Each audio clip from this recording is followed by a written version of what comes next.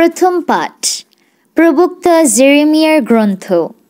ভগবান এই কথা বলছেন, জেনে রেখো, সেই দিনগুলি আসছে যখন আমি ইসরায়েল বংশের সঙ্গে আর জুদা বংশের সঙ্গে এক নতুন সন্ধি স্থাপন করব। আমি যখন তাদের পিতৃপুরুষদের হাত ধরে মিশর দেশ থেকে তাদের বের করে এনেছিলাম, তখন তাদের সঙ্গে যে সন্ধি স্থাপন করেছিলাম, এই তেমন সন্ধি নয়। তারা আমার সেই সন্ধি ভেঙে ফেলল, যদিও আমি ছিলাম তাদের জীবন স্বামী।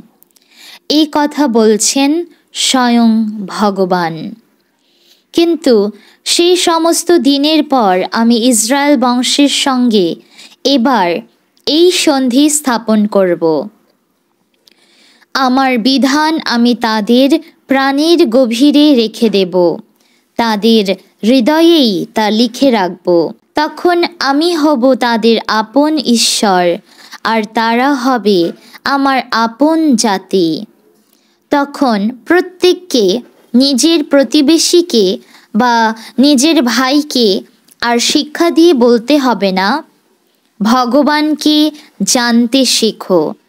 দীনতম থেকে মহত্তম পর্যন্ত তারা সকলেই জানবে আমাকে, কেননা আমি যে ক্ষমা করব তাদের যত অপরাধ, কোনো দিনও আর মনে আনব না তাদের পাপের কথা। প্রভুর বাণী।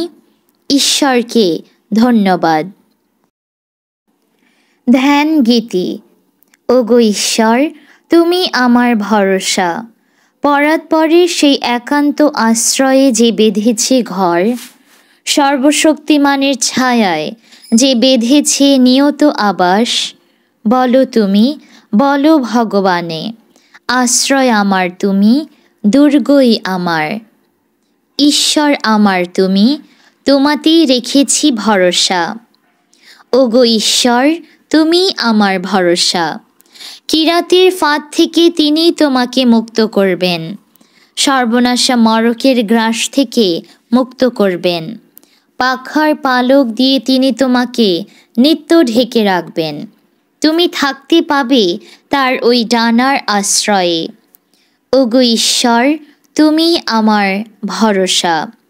ভগবান বলছেন, সে আমায় আঁকড়ে ধরেছে ভক্তি অনুরাগে, তাই সংকট থেকে তাকে শেষে মুক্তি দেব আমি। সে আমায় মনে প্রাণে মেনেছে বলেই তাকে রক্ষা করব আমি।